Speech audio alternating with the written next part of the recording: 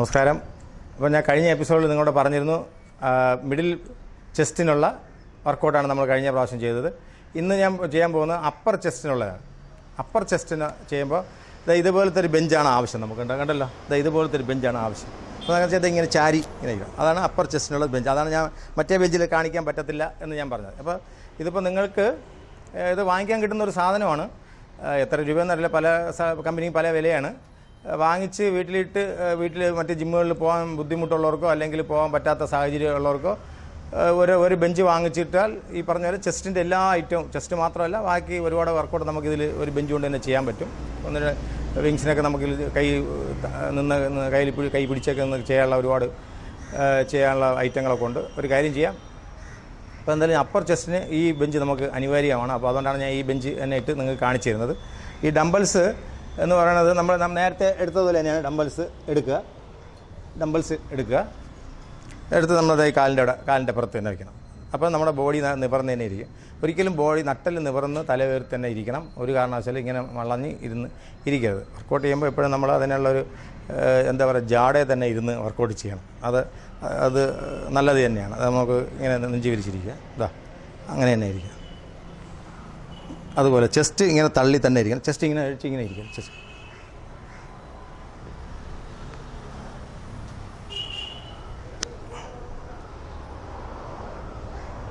ഇതും ഡമ്പൽ നോക്കണം. ഡമ്പൽ തമ്മിൽ ഒരിക്കലും ടച്ച് ആവരുത്. ഡമ്പൽ എപ്പോഴും ഇങ്ങനെ ഡിവൈഡായി തന്നെ ഇരിക്കണം.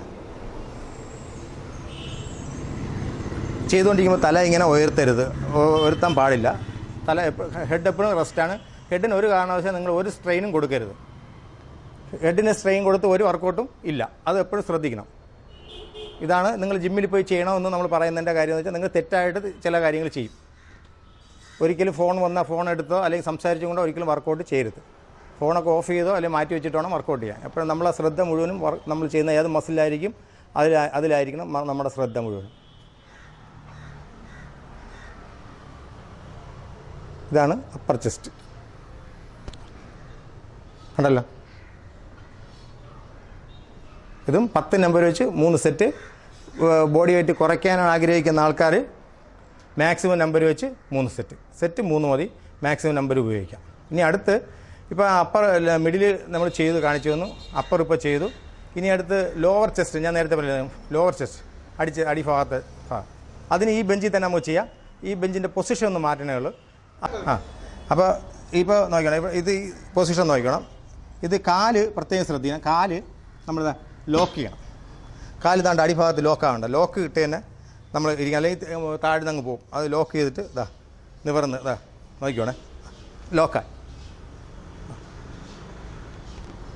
ഇത് ചെയ്യുമ്പോൾ പ്രത്യേക ശ്രദ്ധ ഡംബൽസ് ഇങ്ങനെ വരണം. ഉണ്ടല്ലോ, വേണ്ട.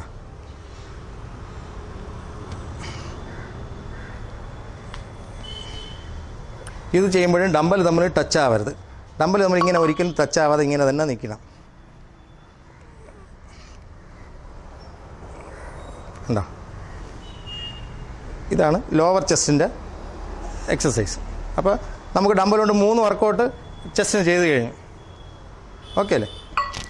എഴുന്നേറ്റ് ഈ 3 വർക്കൗട്ട് നമ്മളിപ്പോൾ ഈ ഒരു ബെഞ്ച് കൊണ്ട് നമ്മൾ ചെയ്ത് കഴിഞ്ഞു. ചെസ്റ്റിൻ്റെ പ്രധാനപ്പെട്ട ഐറ്റമാണ് നമ്മളിപ്പോൾ ചെയ്തത്.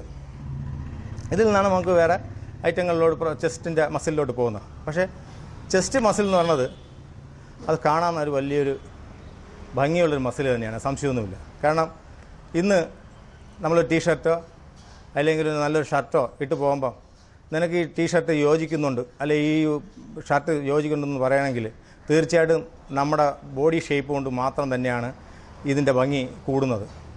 നമ്മൾ ഒരു വെയിറ്റ് ട്രെയിൻ ചെയ്യുന്ന ഒരാൾ ഇട്ടുകൊണ്ട് പോകുന്ന ഡ്രസ്സ് അല്ലെങ്കിൽ അതേ ഡ്രസ്സ് വേറൊരു വെയിറ്റ് ട്രെയിൻ ചെയ്യാത്ത ഒരാളിന് ഇട്ട് കൊടുത്താൽ ഒരാളും പറയില്ല ഈ ഡ്രസ്സ് കൊള്ളാം എന്ന് ആരും പറയില്ല. കാരണം ഈ ഡ്രസ്സ് ആ ബോഡി ബിൽഡർ അല്ലെങ്കിൽ ബോഡി ഷേപ്പുള്ള ഒരാൾ ഇടുമ്പോൾ ആ ഡ്രസ്സിൻ്റെ ഭംഗി കൂടും. ആ ഭംഗി കൂടുന്നത് എങ്ങനെ?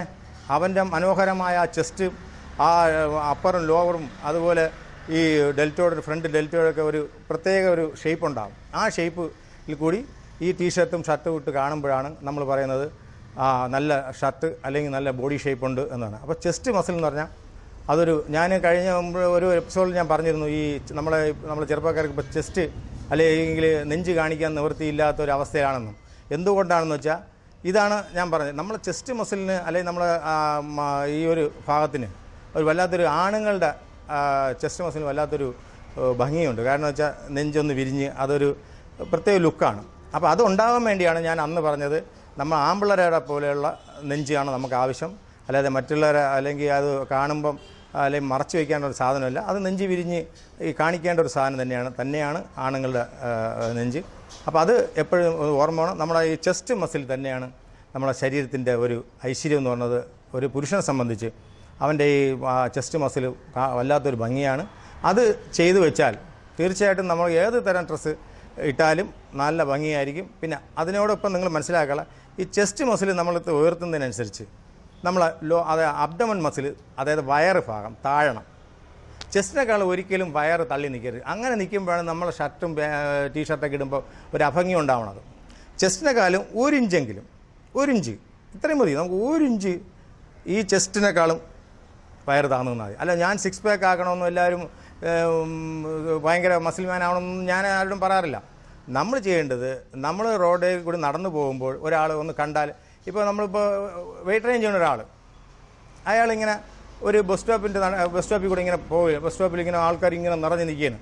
ആ വർക്കൗട്ട് ചെയ്യുന്ന ഒരാൾ ടീഷർട്ടോ ഷർട്ടോ ഇട്ട് പോകുമ്പോൾ അവനിങ്ങനെ ഇറങ്ങി അവരെങ്ങനെ ക്രോസ് ചെയ്ത് ഇങ്ങനെ പോകുമ്പോൾ അവിടെ നിൽക്കുന്ന 100 പേരുണ്ട്. ആ 100 പേരിൽ 95 പേരും കണ്ണ് ഈ വർക്കൗട്ട് ചെയ്ത ഈ മസിൽ ഭംഗിയുള്ള അതിൻ്റെ ശരീരം തന്നെയായിരിക്കും. അതിന് യാതൊരു സംശയം വേണ്ട. അവനെല്ലാവരും കണ്ട് എന്തോ ഒരു പ്രത്യേകത, ഇവിടെ നിൽക്കുന്നതിൽ നിന്ന് എന്തോ ഒരു പ്രത്യേകത ഉണ്ടല്ലോ ആ പയ്യൻ്റെ ശരീരത്തിൽ കാണാൻ. അത് ഒരുപക്ഷെ ചിലവർക്ക് അറിയാമോ ജിമ്മിൽ പോകണമെന്ന് തോന്നും, ചിലവർക്ക് ജിമ്മിൽ പോകണമെന്ന് തോന്നത്തില്ല. പക്ഷെ എന്നാലും കാണുമ്പോൾ ഒരു ആനച്ചന്തം ഉണ്ടാകും. മനസ്സിലായില്ലേ? ഒരു ആനച്ചന്തം നമ്മൾ വർക്കൗട്ട് ചെയ്യുന്നവർക്കുണ്ട്, അത് യാതൊരു സംശയമില്ല. അങ്ങനെ ഒരാൾ ഒരിടത്ത് പോയാലും മാറി നിൽക്കേണ്ട ആവശ്യമില്ല. ഇപ്പോൾ വയറ് തള്ളി നിൽക്കുന്ന ഒരു പയ്യന് സമൂഹത്ത് ഒന്നിലും മുൻനിര നിൽക്കാൻ പറ്റില്ല. കാരണം ഇപ്പോൾ നമ്മളെ കൂട്ടുകാരൻ തന്നെ വന്ന് വയറുള്ള ഒരാളുടെ ആദ്യം വയറിലൊരു കുത്ത് വരും നമുക്ക്, പിന്നീട് അവന് ദേഹത്തോടെ ഉള്ളു. ആദ്യം നമ്മളെ കുത്തുന്ന വയറിൽ, അപ്പോൾ നമ്മളറിയാതെ ഇങ്ങനെ ആയിപ്പോൾ, എന്നിട്ട് എന്തോ വയറും തള്ളി ഇങ്ങനെ നിൽക്കുന്നത് എന്ന് നമ്മളെ കമൻറ്റ് പറയും. അത് കാണുമ്പോൾ തന്നെ നിങ്ങൾ കേൾക്കുമ്പോൾ തന്നെ നിങ്ങൾ പതുക്കെ ബാക്ക് വലിയും ഇല്ലേ? ഇഷ്ടമുള്ള ഡ്രസ്സ് ഇടാൻ പറ്റുന്നുണ്ടോ നിങ്ങൾക്ക്? എങ്ങനെ ഇടും എന്ന് പറയാം. ആൺപിള്ളേർക്ക് ഇഷ്ടമുള്ള ഡ്രസ്സ്, നമുക്ക് ടീഷർട്ട് ഇടണമെന്ന് ആഗ്രഹമുണ്ട്, നല്ല ഷർട്ട് ഇടണമെന്ന് ആഗ്രഹമുണ്ട്. നിങ്ങൾ എങ്ങനെ ഇടും? ഇട്ട് പുറത്തിറങ്ങണ്ടേ? പുറത്തിറങ്ങിയാൽ എന്താ പ്രശ്നം? വയറ് തള്ളി ഈ 2 സൈഡ് തള്ളി കിടക്കണം കഴിഞ്ഞാൽ അറിയാമല്ലോ, പെറ്റ തള്ളവരും സഹിക്കില്ല. അതുകൊണ്ട് നിങ്ങൾ നല്ല ഡ്രസ്സ് ഇടില്ലൊന്നും എനിക്കറിയാം. അങ്ങനെയുള്ളവർക്ക് വേണ്ടിയാണ് ഈ വ്യായാമം, പ്രത്യേകിച്ച് ഹെൽത്ത് ക്ലബ്ബുകൾ ഉണ്ടാക്കിയിരിക്കുന്നത്. അങ്ങനെയുള്ളവർക്ക് വേണ്ടി തന്നെയാണ്. നിങ്ങളോട് പോയി ചെയ്യണം. നിങ്ങൾ കഷ്ടപ്പെട്ട് അതിൻ്റെ ഫലം കിട്ടുമെന്നുള്ളത് യാതൊരു സംശയവും വേണ്ട. അങ്ങനെ നിങ്ങൾ കഷ്ടപ്പെട്ടിട്ടും ഫലമില്ലെങ്കിൽ നിങ്ങൾ പറയും, എന്നെ വിളിച്ച് എൻ്റെ നമ്പർ ഞാൻ അപ്പോഴും അറിയാമെന്നുള്ളത് വിളിച്ച് ചോദിച്ചു, നിങ്ങൾ എന്ത് വേണോ പറഞ്ഞു, എനിക്ക് ഒരു വിഷയമില്ല. പക്ഷേ വ്യായാമത്തിന് ഞാൻ നേരത്തെ പറഞ്ഞ 1 മണിക്കൂർ നിങ്ങളത് കൊടുക്കണം. കൊടുത്തിട്ട് അന്തസ്സോടുകൂടി ഈ ചെസ്റ്റും കാണിച്ച് നല്ല നെഞ്ച് ഉരുപ്പോടെ തന്നെ 4 പേരുടെ മുമ്പിൽ നിങ്ങൾ നിൽക്കണം.